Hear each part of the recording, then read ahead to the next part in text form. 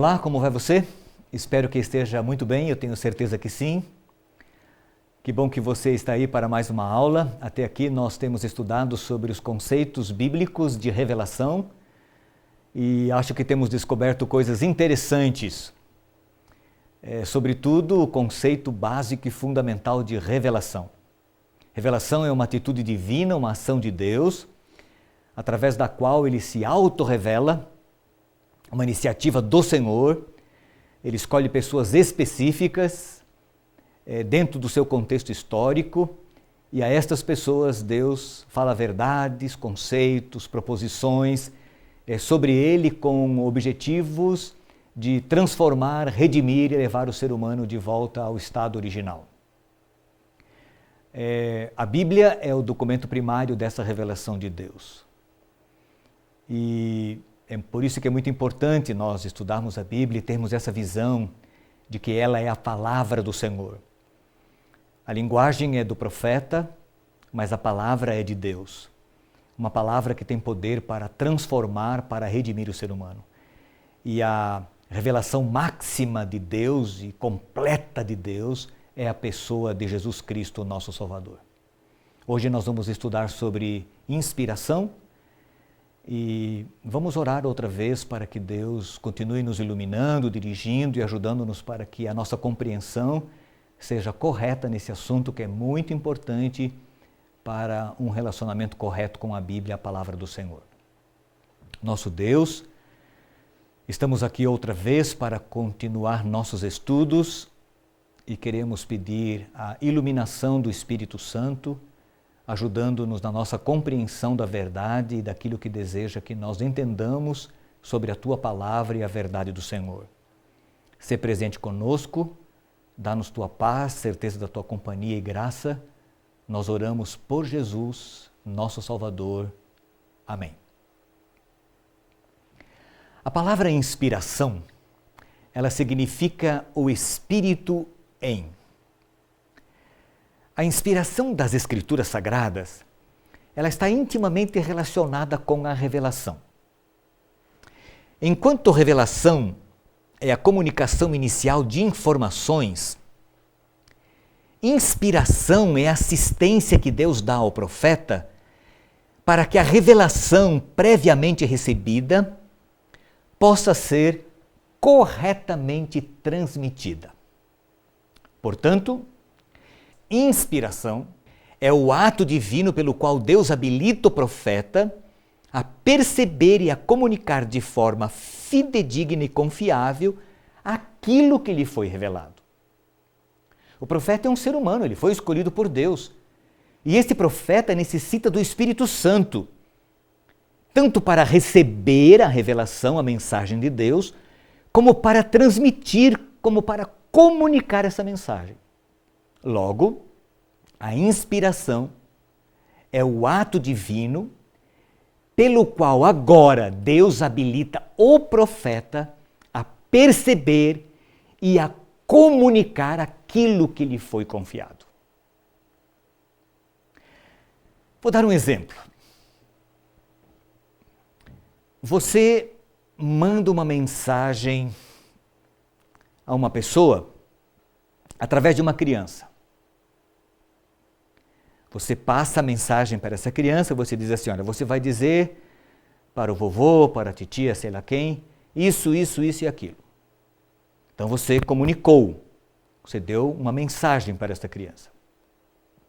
Esta criança agora vai e ela vai transmitir essa mensagem, mas como ela é muito pequena, ela recebe assessoria de uma terceira pessoa que a ajuda a transmitir na sua linguagem, no seu jeito, da sua maneira, a essência, a ideia da mensagem que você queria que ela transmitisse.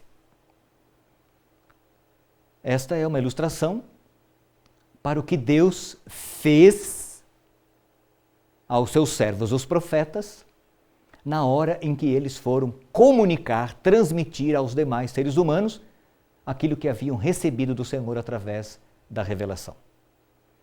O conceito de inspiração é bem claro na Bíblia, né? Em 2 Timóteo capítulo 3, verso 16. toda a Escritura é inspirada por Deus e útil para o ensino, para a repreensão, para a correção e para a instrução na justiça. Como eu disse há pouco, nesse texto aparece o conceito de inspiração na Bíblia. A expressão grega passa grafê theopneustos. Veja que interessante, essa expressão passa, sem um artigo definido, significa toda, inteiramente, completamente. Grafê é escritura, escrita. E theopneustos, essa é uma palavra composta por theo, Deus, mais pneustos, sopro, vento, significando Deus soprou, soprada por Deus, assessorada por Deus. Então, qual é a ideia desse texto? Toda a Escritura completamente, o inteiro da Escritura, o inteiro da Bíblia, a totalidade da Bíblia, ela foi soprada, inspirada, assessorada por Deus. Esta é a ideia deste verso de 2 Timóteo, capítulo 3. É por essa razão que talvez a melhor tradução em português para expressar a ideia de Paulo nesse texto é: a Escritura inteira é inspirada por Deus. Ou mesmo, cada Escritura, cada parte da Escritura, cada seção da Escritura é inspirada por Deus.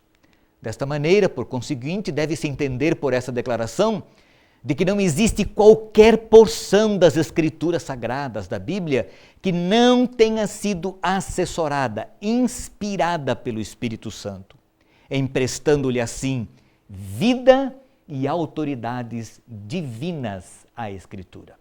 Logo, os escritores bíblicos, eles são inspirados como sendo assoprados pelo Espírito Santo. Assim, o produto da atividade deles transcende aos poderes humanos, tornando-se autoridade de Deus.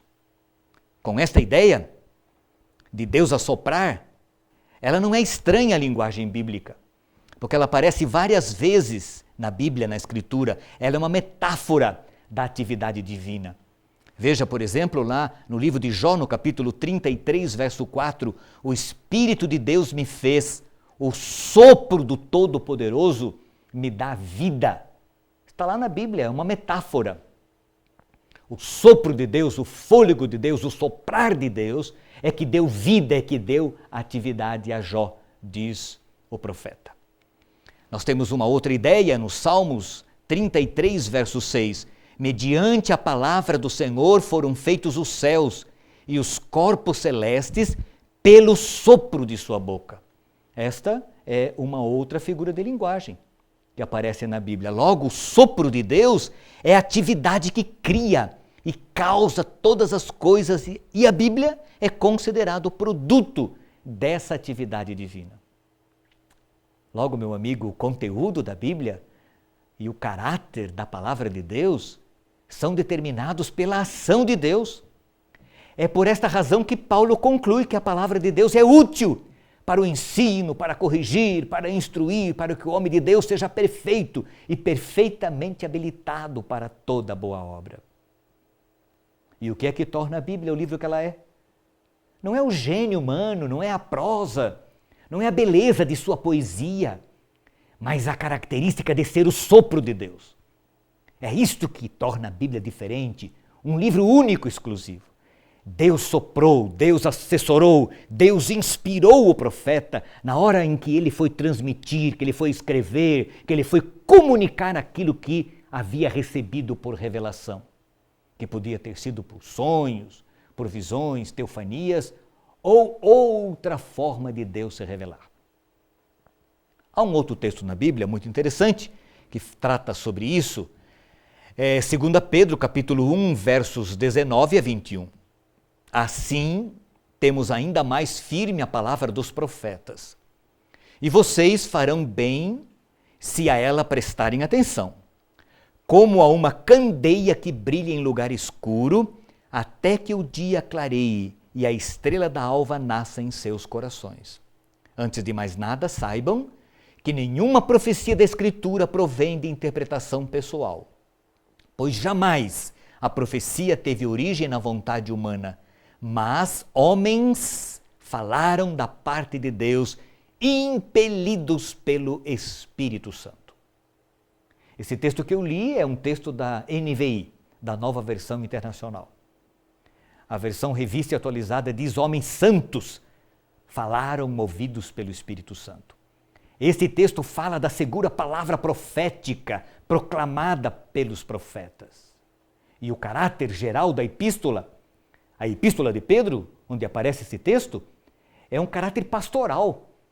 Essa carta que Pedro escreveu tem o objetivo de fortalecer, edificar a igreja que estava vivendo desafios tremendos com respeito a heresias que surgiam ali. O contexto é polêmico e Pedro está falando contra os falsos mestres, os falsos profetas que estavam negando a parousia, a vinda visível, pessoal de Cristo. Isso aparece no capítulo 3.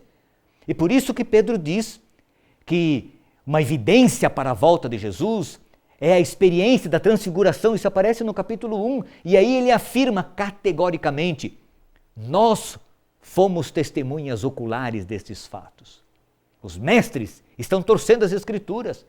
Eles estão acomodando-as aos seus falsos ensinos. E o apóstolo então diz não terem esse direito, pois nem mesmo os profetas tiveram esse direito de fazer a sua própria interpretação.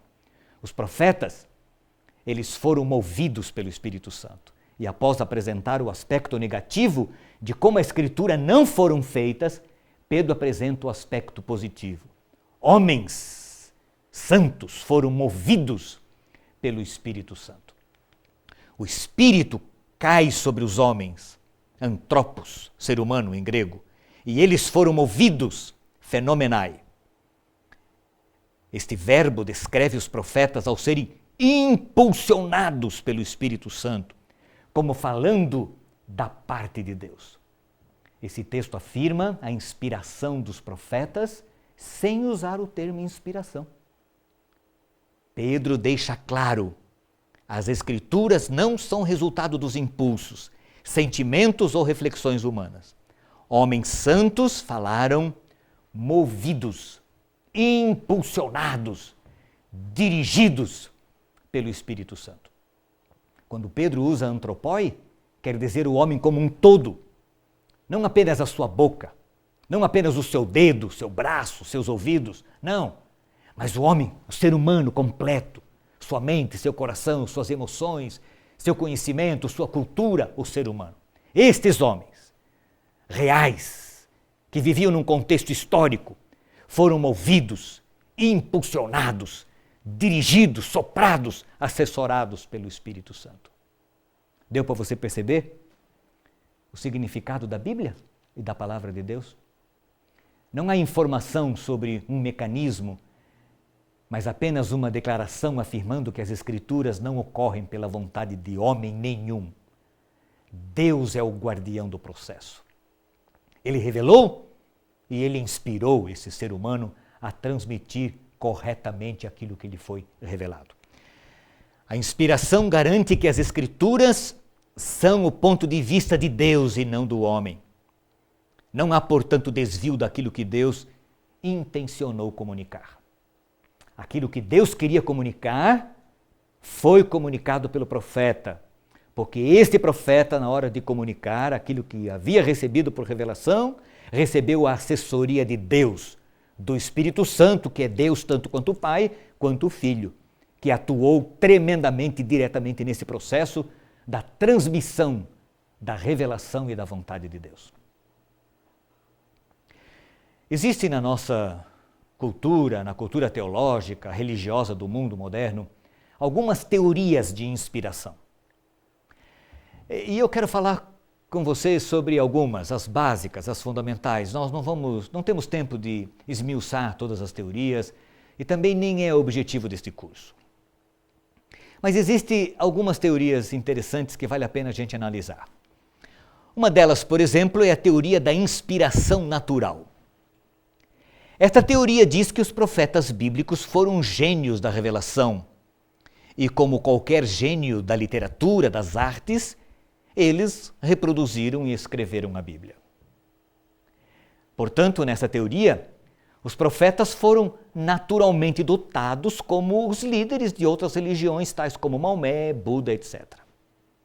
Então não existe a direção de Deus, a atuação de Deus, apenas seres humanos, capazes, habilidosos, como qualquer escritor, usando a sua capacidade natural, escreveram e produziram a Bíblia. Nessa teoria, portanto, a palavra de Deus não é a palavra de Deus, mas é apenas uma mera produção humana que homens habilidosos, naturalmente capacitados com a habilidade de escrever, escreveram as percepções e as suas próprias experiências e as de outros acerca de Deus. Nós não aceitamos essa teoria, ela é uma teoria furada, mas é bom a gente saber que ela existe por aí. Outra teoria de inspiração é a teoria da inspiração parcial. Esta teoria ensina que apenas algumas partes, algumas seções das Escrituras é que foram inspiradas. Por exemplo, dizem eles, os adeptos dessa teoria, assuntos relacionados com a salvação, ao caráter de Deus, isso foi inspirado. Agora outras coisas, outras histórias, outras informações, elas não precisaram de inspiração e, portanto, não o foram. Como a outra, nós também não acreditamos nessa teoria e achamos que ela é uma teoria furada. Porque como é que nós vamos saber, que critério nós vamos usar para saber o que foi inspirado do que não foi inspirado? Sabe o que se percebe? Porque pessoas que são adeptas dessa teoria, eles dizem que aquilo que interessa a eles na Escritura foi inspirado e aquilo que não interessa não foi inspirado, então eles descartam. Percebe que é uma teoria tremenda? Com todo respeito àqueles que nela creem, eu não tenho dúvidas de que é uma teoria diabólica, porque ela faz com que a credibilidade da Bíblia caia por terra, né? Outra teoria interessante, e vamos nos demorar um pouquinho nela, é a teoria da inspiração verbal. Essa teoria ensina que a Bíblia foi inspirada por Deus de forma verbal e mecânica. Ele simplesmente ditou e o profeta escreveu. Para os adeptos dessa teoria, o profeta foi a máquina de escrever, diríamos hoje o computador de Deus. Seria como se Deus usasse os escritores bíblicos como um músico usa uma flauta. E como espíritos por aí usam médiuns. Não foi assim. Essa crença na teoria da inspiração verbal, Deus ditando e o profeta apenas escrevendo, fez surgir uma doutrina tremenda chamada de inerrância bíblica. Esse problema surgiu na última quarta parte do século XIX, entre 1875 e 1890. Esse conceito da inerrância bíblica e sobretudo, essa teoria da inspiração verbal. Por quê? Nesse contexto histórico, surgiram muitos desafios que foram colocados aos religiosos e aos teólogos da época pelo liberalismo e pelo autocriticismo bíblico. Nesse contexto de crítica à Bíblia, os teólogos protestantes eles procuraram elaborar uma defesa da inspiração bíblica e acabaram tomando uma posição ultra-radical. E essa posição é expressa nesse indivíduo aqui, Benjamin Warfield. Esse indivíduo, em 1881, publicou a sua posição sobre a inerrância bíblica. Quais eram as ideias dele? Eram ideias interessantes até, mas tremendas. Ele dizia assim: primeiro, as Escrituras são plenária e completamente inspirada. Segundo, as Escrituras são inerrantes em todas as matérias que ela toca. Terceira ideia de Warfield: as Escrituras são verbalmente inspiradas. E quarta ideia: as Escrituras são isentas de erros no seu texto original. Então ele usa expressões assim. Foi numa obra que ele editou em 1881. Absolutamente infalível, absolutamente sem erros de fatos e doutrinas, absolutamente livre de erro em suas declarações, sem erro em suas palavras, inerrantes. Vamos voltar um pouquinho à ideia para a gente tentar entender o que aconteceu. Então, lá por volta de 1800, a segunda metade do século XIX, críticos da Bíblia, eles começaram a atacar a palavra de Deus, começaram a ridicularizar a Bíblia. Então, teólogos protestantes, evangélicos, numa tentativa de defender a Bíblia, de defender a veracidade do texto bíblico, eles passaram a adotar a postura. E se Deus inspirou o profeta ditando para ele as Escrituras, a Bíblia é isenta de erros, absolutamente infalível, certo? Ela é completamente a palavra de Deus.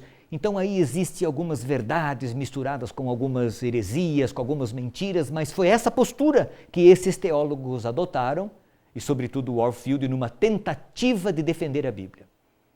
A teologia foi a teologia da inerrância bíblica. Lindsell, ele diz assim: esta palavra, a Bíblia, é livre de todo erro em sua original autógrafa e é altamente digna de confiança. Ele afirmou também que, ainda que os autores das Escrituras foram preservados sob a liderança do Espírito Santo de cometer erro factual, histórico, científico e todos os outros erros. Deu para você entender a posição radical desses teólogos?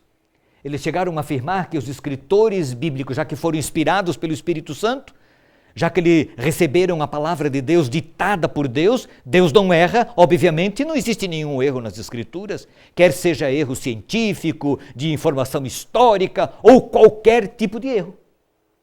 Estas são as implicações da teoria da inspiração verbal das Escrituras e, consequentemente, a teologia, o conceito da inerrância bíblica. Os que aceitam essa doutrina a defendem como se ela fosse uma doutrina bíblica, quando esta não ensina esse conceito. Inerrância bíblica é um conceito que vem por uma inferência e não por um conceito bíblico. Esse conceito de inerrância é baseado num silogismo filosófico. Tudo que Deus faz é perfeito. Ok, é verdade. A segunda ideia, Deus inspirou a Bíblia. Ok, é verdade. Logo, as Escrituras são perfeitas. Parece ser verdade. E ela é verdade num aspecto, mas no outro não. Só que eles a defendem como se fosse uma coisa, sabe, como se dessa doutrina, desse conceito da inerrância bíblica dependesse a inspiração e a veracidade do texto bíblico. Outros a defendem através de uma analogia cristológica. Comparam a não pecaminosidade de Cristo com as Escrituras. Jesus foi humano, mas livre de erros, assim também é a Bíblia, dizem eles. Para os inerrantes, a inerrância e a inspiração são inseparáveis. Tal doutrina seria lógica se a Bíblia ensinasse uma doutrina de inspiração mecânica e verbal. E alguma coisa que pode parecer deslumbrante, fantástica para algumas pessoas, dizer que a Bíblia é isenta de erros em qualquer informação que dá, nas vírgulas, nos pontos, nos pingos, nos is, em qualquer palavra, alguma coisa que parece ser deslumbrante, na realidade não é tão deslumbrante assim. Pode-se escrever textos absolutamente perfeitos, mas a inerrância do texto não lhe garante inspiração. Olha isso aqui. Os adeptos da inerrância bíblica fazem a autoridade da Bíblia depender de sua completa e absoluta inerrância. E aí está o problema. Tal noção é baseada absolutamente em um engano um conceito enganador de inspiração. Uma rápida análise em alguns textos da Bíblia nos leva a logo descobrirmos que a palavra de Deus não foi inspirada por inspiração verbal, mas por um outro tipo de inspiração. Qual foi ele? É isso que nós vamos estudar. Deu para você perceber o que analisamos até aqui? Olha, deixa eu voltar à ideia. O conceito da inerrância bíblica surgiu com a teoria da inspiração verbal.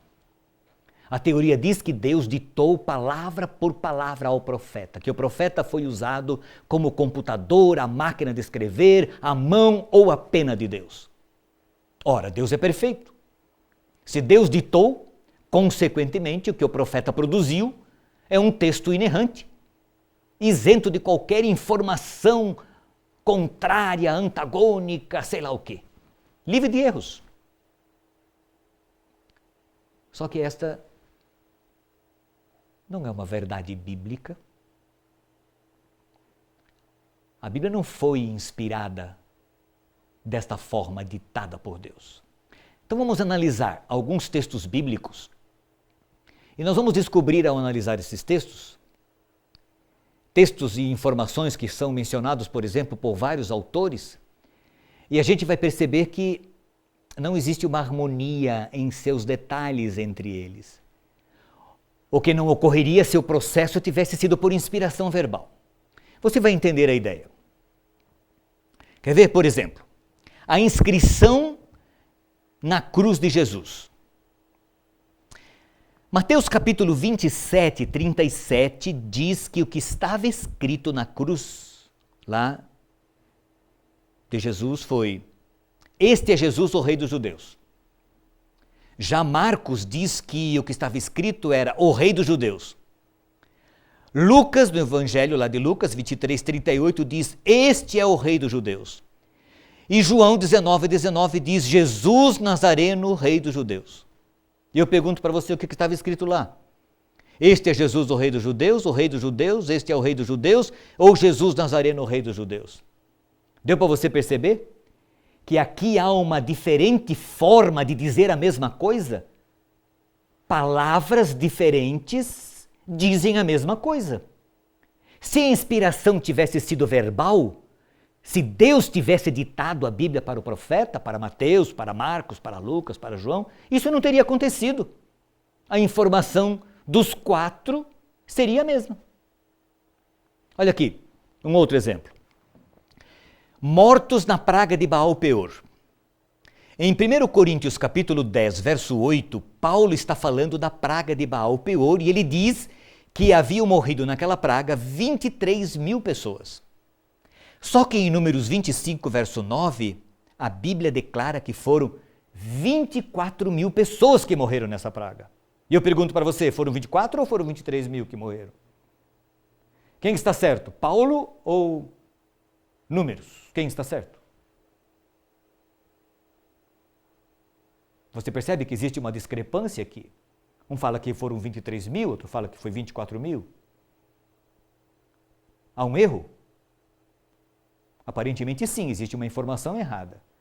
Se a Bíblia tivesse sido ditada pelo Espírito Santo, por Deus, isso não teria acontecido. Outro texto. Levíticos 11, 6. Aqui existe a informação de que a lebre é um ruminante. Só que cientificamente a lebre não é ruminante. E aí? A Bíblia errou? Nós explicamos este aparente erro das Escrituras através do conceito de que a Bíblia usa a linguagem do fenômeno, da percepção, para comunicar uma ideia. A lebre se alimenta como se fosse um ruminante, embora não o seja. Quem a vê tem a ideia de que ela é um animal ruminante. Esta é a linguagem do fenômeno. Se a Bíblia tivesse sido ditada por Deus, palavra por palavra, letra por letra, se o profeta tivesse sido a pena de Deus, isso não teria acontecido. Deus nem usaria a linguagem do fenômeno. Então aqui existe aparentemente um erro. Outro texto, a semente de mostarda, que aparece em Marcos capítulo 4, verso 31. Ali diz que a mostarda é a menor semente, né? Tem a menor semente. Só que nós sabemos que cientificamente a semente de mostarda não é a menor semente. Só que do ponto de vista da linguagem fenomenológica, que é a linguagem do fenômeno da época, né? A linguagem do fenômeno, a linguagem da percepção, a mostarda tem a menor das sementes. Voltamos à ideia. Se a Bíblia tivesse sido inspirada verbalmente, palavra por palavra, ditada pelo profeta, isso não teria acontecido. Mas o que interessa aqui é a lição. E é esta que devemos extrair do texto bíblico. Assim como uma semente tão pequenininha produz uma árvorezinha, um arbusto relativamente grande quando comparado com o tamanho da semente, o reino dos céus, a fé, né? O reino dos céus, ele cresce no coração das pessoas. Começa pequenininho, esta é a ideia. O escritor bíblico não está interessado, né, na afirmação, essa foi uma afirmação de Jesus. O escritor bíblico não está interessado na ideia científica, ele não está preocupado se de fato a mostarda tenha a menor semente. Mas que na percepção ela é uma semente muito pequena e que quando germina, quando cresce, comparado ao seu tamanho, se torna um grande arbusto. Outra ideia que aparece aqui é a informação do que levar no caminho. Jesus deu orientações para os seus discípulos quando eles saíram para pregar de algumas coisas que eles deveriam levar e não levar. Marcos capítulo 6, verso 8 diz assim: não levem nada pelo caminho, a não ser um bordão. Não levem pão, nem saco de viagem, nem dinheiro em seus cintos.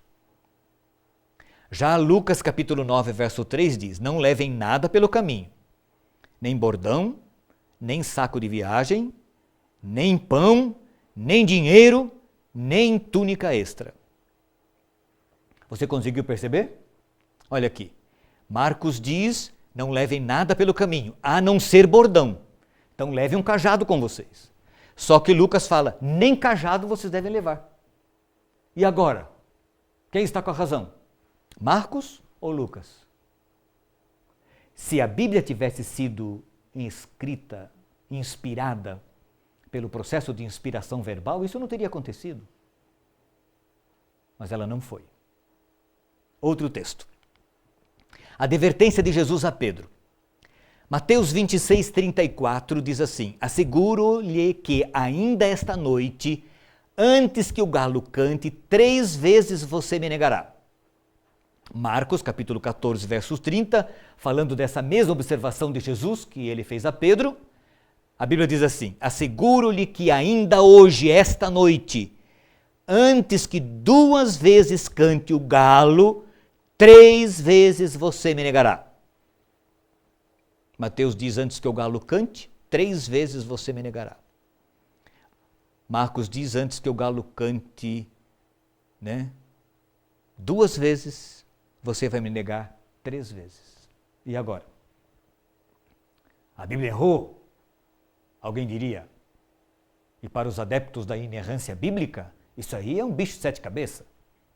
Porque a Bíblia para eles foi ditada verbalmente. E de fato, se ela tivesse sido ditada verbalmente, isso não teria acontecido. E por que acontece isso na Escritura? São erros que tem na Bíblia? Não, não são erros. Nós vamos explicar daqui a pouco. Informação equivocada.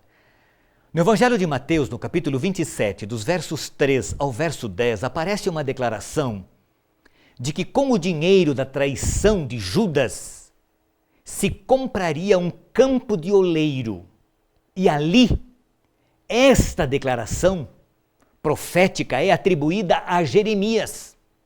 Então Mateus diz que Jeremias tinha dito que com o dinheiro adquirido com a traição de Jesus, evidentemente, haveria de se comprar um campo de oleiro. Só que na realidade não foi Jeremias que fez essa citação, foi o profeta Zacarias, e isso aparece no capítulo 11, verso 13. Mateus errou. Quando Mateus citou o texto, ele citou a informação errada, em vez de dizer que foi Zacarias que tinha dito isso, e que a profecia de Zacarias havia se cumprido, porque de fato com o dinheiro que Judas traiu Jesus e que ele devolveu aos sacerdotes, os sacerdotes compraram um campo para fazer cemitério de estrangeiros. Mateus disse que tinha Jeremias que tinha dito isso. E agora? É que Mateus usou uma informação do Antigo Testamento de memória. E se a Bíblia tivesse sido inspirada verbalmente ditada por Deus, isso não teria acontecido. Agora vem a pergunta: que tipo de inspiração Deus usou? De que forma Deus assessorou o profeta? Inspiração é uma atitude de Deus, é uma ação de Deus, através da qual Deus assessora, sopra, inspira o profeta para transmitir de forma correta aquilo que lhe foi revelado, para que não haja erros, para que na linguagem humana o profeta comunique corretamente a revelação que ele recebera de Deus. Então, que forma Deus usou para inspirar? De que forma Deus inspirou? Uma coisa eu sei, não foi a verbal, não foi o ditado verbal. Caso contrário, estas aparentes discrepâncias que eu apresentei não existiriam no texto. A Bíblia é a palavra de Deus, só que na palavra do homem. E nela, na Bíblia, nós devemos buscar o seu propósito, o seu objetivo. E quando tivermos bem claro em nossa mente o propósito que Deus teve em dar-nos as Escrituras, estas questões aparentemente difíceis serão facilmente solucionadas. Qual é o propósito da Bíblia? Qual é o propósito da revelação? Lembram? A revelação é para salvar, é para redimir, para restaurar, para levar o homem de volta a Deus. Revelação é Deus se autorrevelando, comunicando verdades, conceitos, informações a seu respeito, para que o homem possa conhecê-lo e conhecendo-o tenha vida eterna. Revelação especial, Deus comunicando verdades, revelando-se ao profeta através de sonhos, visões ou outras formas. A revelação na pessoa de Jesus Cristo, mas qual é o propósito da Bíblia? A Bíblia não foi dada por Deus para informar em assuntos científicos. A Bíblia não foi dada por Deus para comunicar verdades aí sobre assuntos outros. Não. A Bíblia tem um objetivo específico. Ela está preocupada em transmitir o que não podemos descobrir por nós mesmos, mas que seja capaz e suficiente para nos salvar. Nós precisamos resguardar-nos de impor à Bíblia conceitos filosóficos que são alheios à sua natureza e ao seu propósito. Nós devemos nos aproximar da Bíblia nos termos da Bíblia, porque quando nós reivindicamos mais do que aquilo que ela mesma pretende ser, em vez de nós reforçarmos a palavra de Deus, enaltecermos a palavra de Deus, nós vamos enfraquecê-la. Nós vamos deslustrar a beleza da palavra de Deus. Poderia ele, Cristo, ter revelado mistérios fantásticos para nós, os seres humanos, que haveriam de requerer séculos de trabalho e estudo para serem penetrados. Poderia Jesus ter feito sugestões nos ramos científicos, aos quais até o final do tempo proporcionariam nutrição ao pensamento e estímulos às invenções, mas ele não fez isso, diz Ellen White no livro Educação, na página 81. Veja que no tempo de Jesus não havia energia elétrica, mas Jesus conhecia os mistérios da energia elétrica. Por que ele não comunicou isso aos seres humanos? Na época de Jesus não tinha computador. Por que Jesus não falou sobre a ciência da computação, os mistérios da transmissão de informação? Nossa, teria sido fantástico, você poderia pensar. Jesus conhecia esses mistérios ou não conhecia? Conhecia, mas ele não falou nada sobre isso. Continuou usando lá uma lamparina de azeite, né? Uma chama pequenininha. Aquele que conhecia os mistérios da eletricidade não falou nada sobre ela. Sabe por quê? Porque esse não era seu propósito. Esse não era seu objetivo. Jesus tinha objetivos específicos. e estes foram alcançados e atingidos. Então vamos pensar um pouquinho. Quando a gente analisa a Bíblia, nós percebemos que o Espírito Santo foi muito criativo na maneira e na forma como ele assessorou e inspirou os profetas bíblicos. Seleção de material, por exemplo. Na Bíblia existe história, mas percebe-se que tais referências, elas só são importantes no relacionamento dessas nações com o povo de Deus. Os escritores bíblicos foram seletivos. Quer ver uma coisa? 1/3 de Mateus e Marcos, 1/3, e 50% dos evangelhos de Lucas e João fazem referência à última semana da vida de Jesus na terra. Por quê? Porque eles não estão preocupados em dados biográficos de Jesus, mas sim nos últimos dias de sua vida.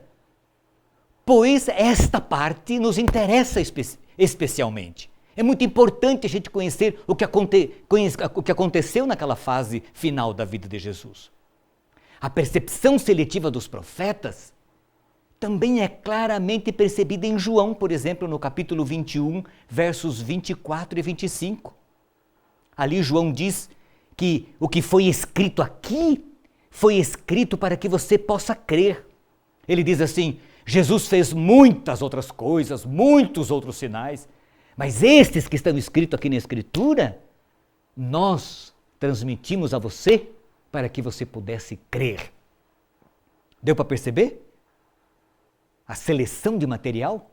A preocupação maior da Bíblia é prover subsídios para a fé e a vida eterna a um homem perdido. E isso está claro lá no Evangelho de João. A Bíblia foi dada para fins práticos, diz o Espírito de Profecia em Mensagens Escolhidas, volume 1, na página 20.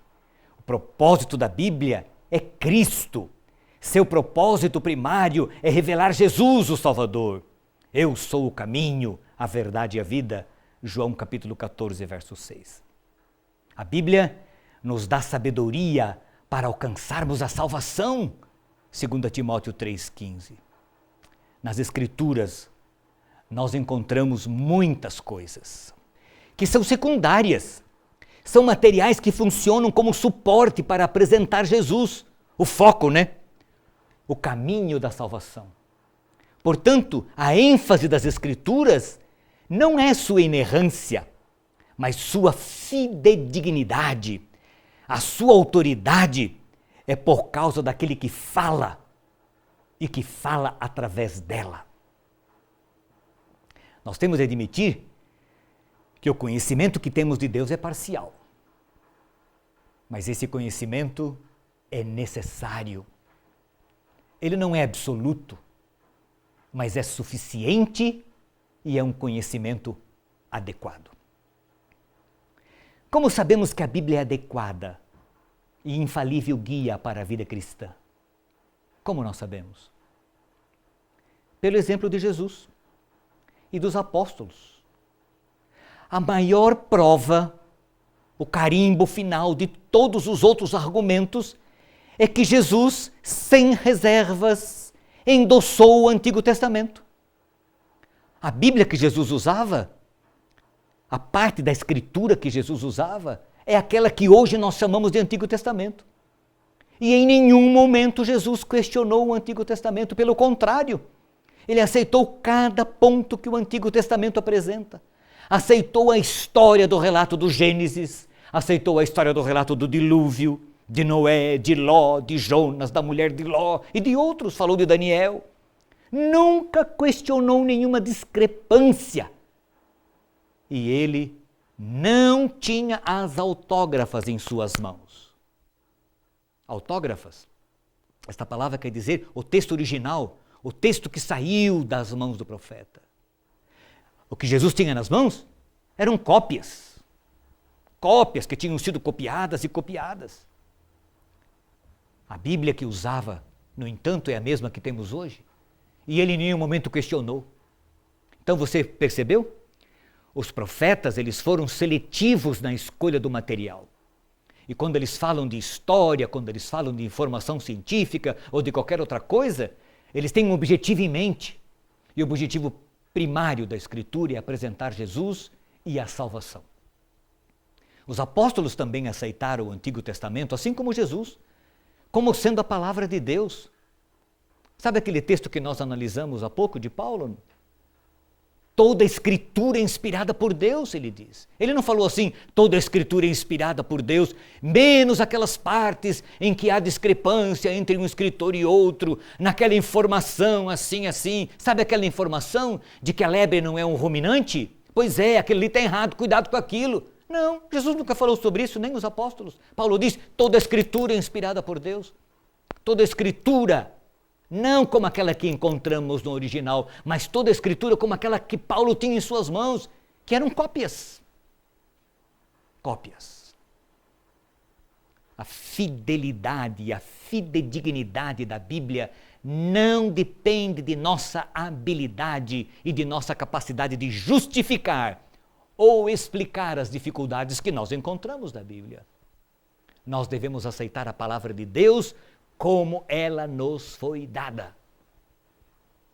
Quem somos nós para dizermos a Deus como deveria ter a Bíblia sido produzida, inscrita ou inspirada? Reis, histórias, genealogias, elas entraram na composição da Bíblia e servem como material de suporte, de apoio para o principal propósito das Escrituras. Por exemplo, as parábolas de Jesus.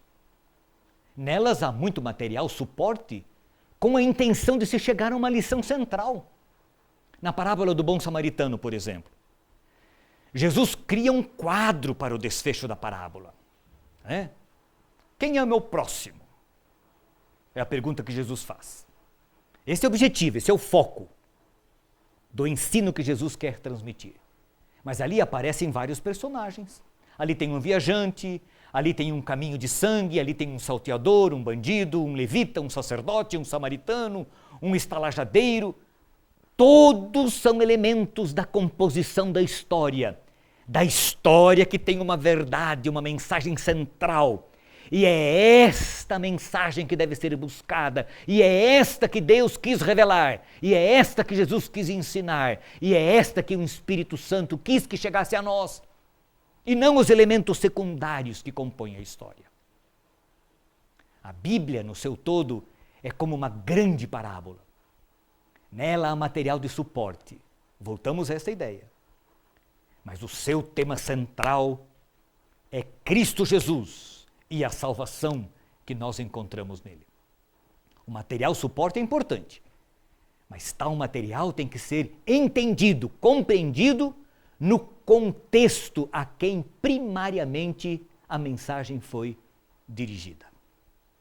A Bíblia não foi escrita para o homem do século XXI, com sua formação científica helenista. Embora a verdade seja eterna e aplica-se a nós hoje, primariamente se aplicou à mentalidade semita, àquelas pessoas que foram os ouvintes dos profetas. Este é o problema do homem moderno. Achar que a interpretação bíblica depende dele. E o problema não está com a Bíblia, mas com a mente humana que interpreta a Bíblia. E você sabe qual a diferença da mentalidade filosófica helenista para a mentalidade filosófica semítica? Isso é muito interessante. Por exemplo, a nossa mentalidade, falando de nós hoje, a nossa formação filosófica é latina. E nós recebemos via os latinos dos gregos. E os nossos questionamentos, as nossas perguntas, elas são diferentes dos questionamentos e das perguntas que a mente semítica dos povos bíblicos, quando eu falo povos bíblicos, do povo hebreu, do povo de Deus do Antigo Testamento, os questionamentos deles eram diferentes dos nossos. Eles não estavam preocupados com o como nós estamos. Eles estavam preocupados com o para quê, com o propósito. Então, por exemplo, quando um homem moderno, um jovem, uma pessoa hoje, da nossa mentalidade, com a nossa formação filosófica, a gente vai ler aqui a descrição de Gênesis, onde nós encontramos a descrição histórica da criação, a mentalidade helenista, né, grega do homem atual, a sua e a minha, a gente pergunta assim, mas escuta, que luz é esta que Deus criou no primeiro dia? A gente pergunta assim, escuta, se Deus criou o sol no quarto dia, que luz era essa que ele criou no primeiro dia? O hebreu não estava preocupado com isso. Sabe qual era o questionamento do hebreu? Para quê? Qual é o propósito da luz que foi criada no primeiro dia? E qual foi o propósito da luz que foi criada dos astros, do sol, da lua, as estrelas, que Deus criou no quarto dia? E isso nós encontramos na Bíblia. Então o nosso problema é ir à Bíblia com uma pergunta errada, com um questionamento errado. Então nós queremos saber o porquê, como funciona isso. Então a gente pergunta assim, como é que Jesus vai voltar? Como é que vai ser? Como é que vai ser assim? Como é que vai ser o céu? Como é que vai ser a nova terra? E a gente começa a fazer perguntas assim. Estas perguntas, os semíticos bíblicos não faziam. Eles queriam saber para que Jesus vai voltar. Para que vai ser a vida gloriosa na nova terra? E assim por diante. Então veja, o texto bíblico não foi escrito para o homem do século XXI. Primariamente ele foi escrito para pessoas de mentalidade semítica, e nós temos que entender e interpretar a Bíblia tendo em vista isso, de forma bem clara na nossa cabeça. E quando o Espírito Santo inspirou os profetas a transmitir a palavra de Deus, os profetas foram orientados a se preocuparem com o propósito, a essência da revelação. Eles falaram de materiais e falaram de informações adicionais, periféricas, mas o centro, o miolo, o cerne, nós encontramos na Bíblia. Por isso, a palavra inerrância é infeliz, porque não faz justiça à natureza da Bíblia. É um conceito estranho que traz mais problemas do que resolve. O como da revelação e a inspiração não está claramente expresso nem detalhado nas Escrituras. Por quê? Porque os profetas bíblicos não estavam interessados com isso. Eles não queriam saber como é que Deus inspira, como Deus revela. Não estavam preocupados. Na cabeça deles, eles queriam saber para quê, qual é o propósito. E isso a Bíblia responde. Veja aquele texto de Paulo que nós estudamos. Toda a Escritura é inspirada por Deus, ela é útil.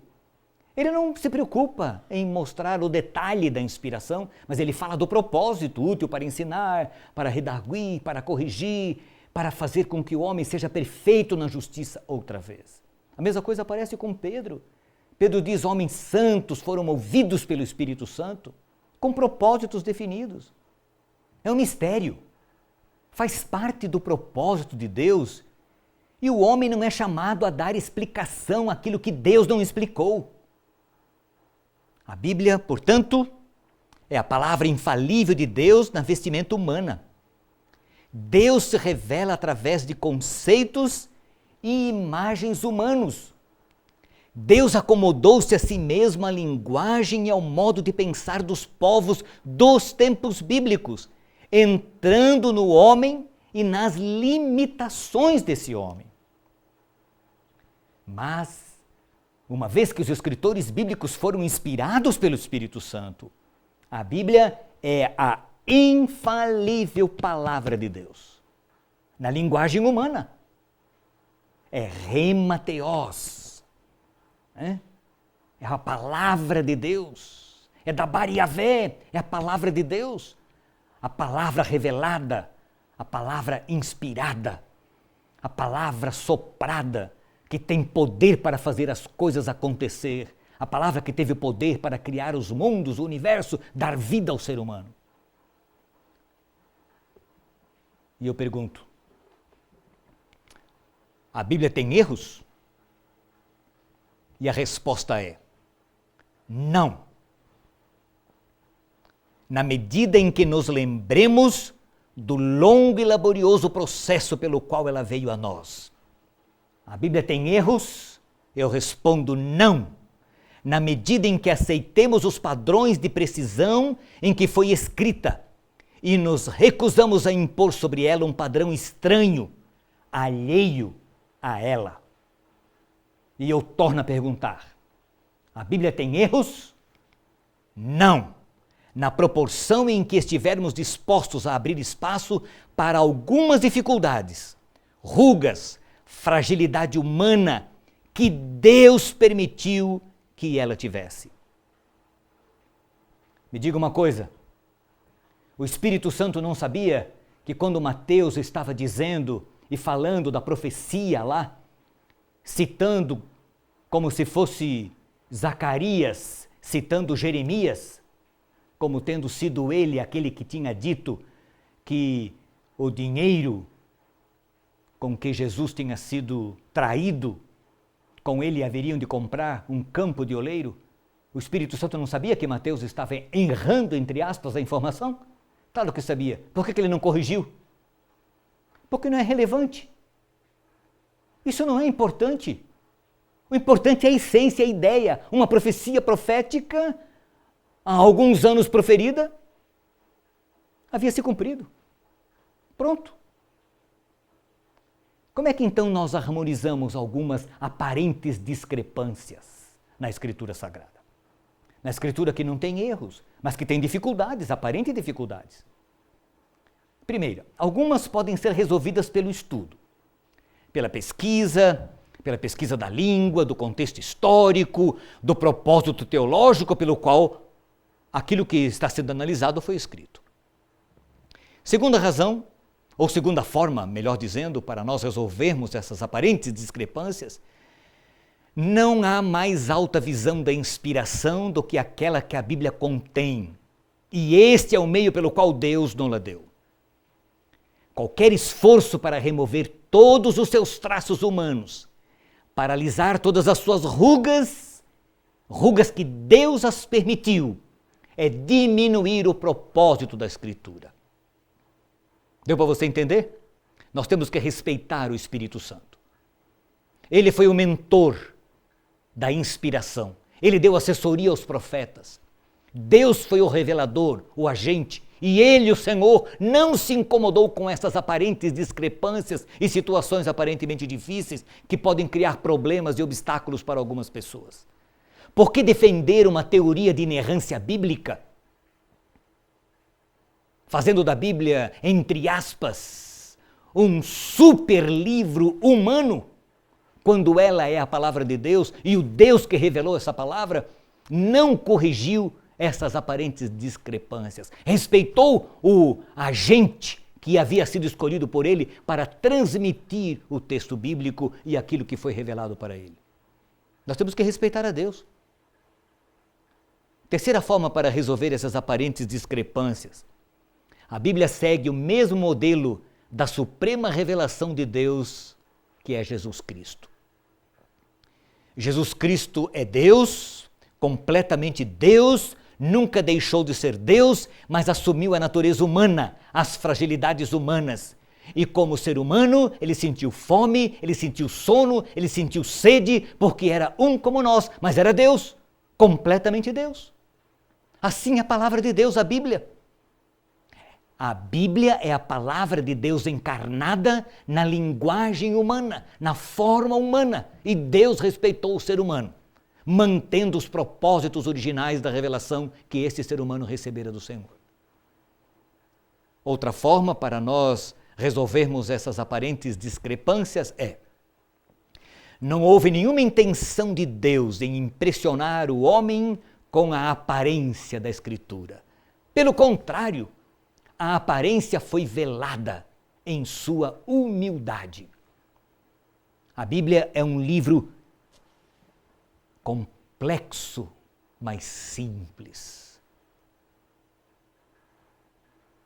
Mentes perspicazes, pessoas cultas, inteligentes, podem compreender coisas profundas na Bíblia, mas também pessoas simples, humildes, que não tiveram muita oportunidade de estudar, do seu jeito, da sua maneira, podem encontrar grandes coisas na Palavra de Deus.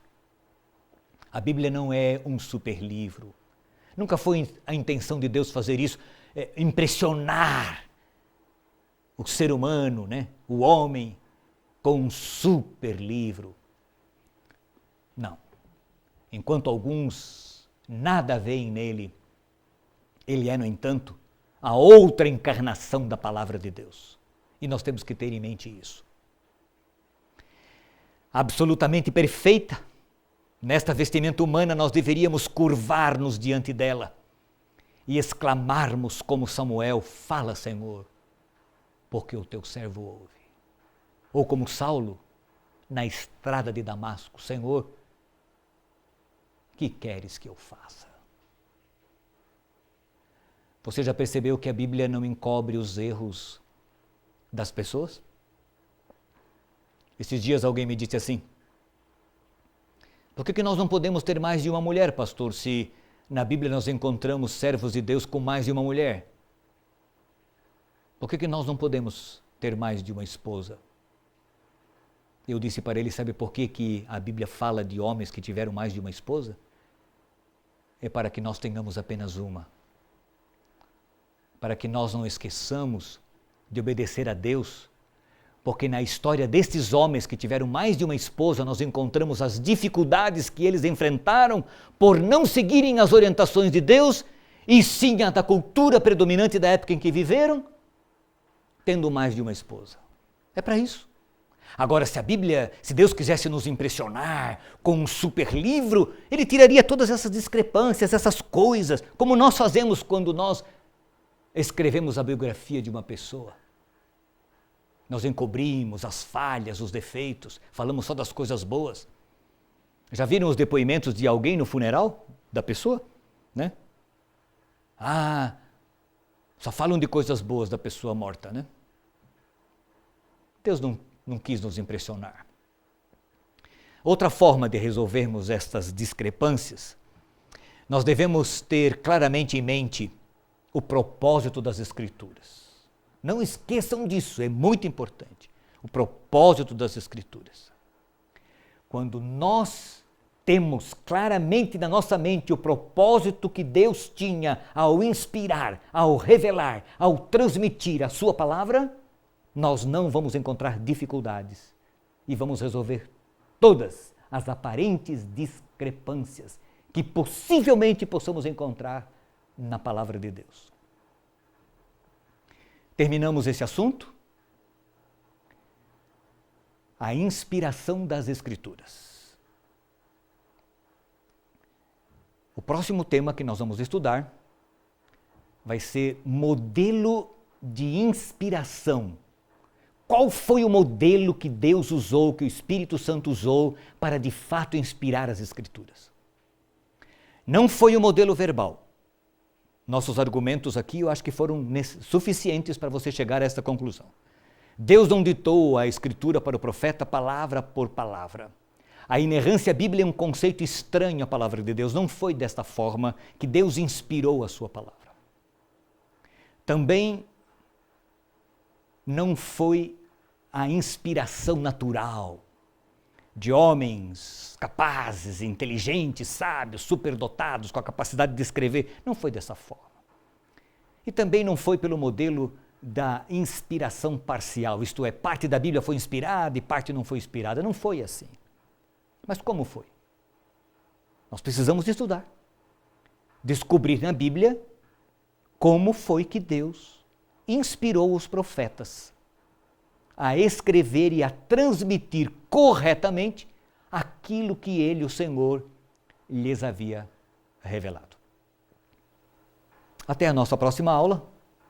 Não perca a oportunidade de continuar estudando os conceitos de revelação e agora de inspiração. Que Deus abençoe você, que Deus ilumine sua mente, seu coração, para que você possa ter entendido. Eu sei que há aparentes dificuldades, e essas dificuldades, elas não são de Deus. elas são nossas. São dificuldades que nós temos como seres humanos. E aí é nesse momento que nós temos que nos curvar diante do Senhor, pedindo a Ele que nos ilumine, que nos ajude e que nos assessore.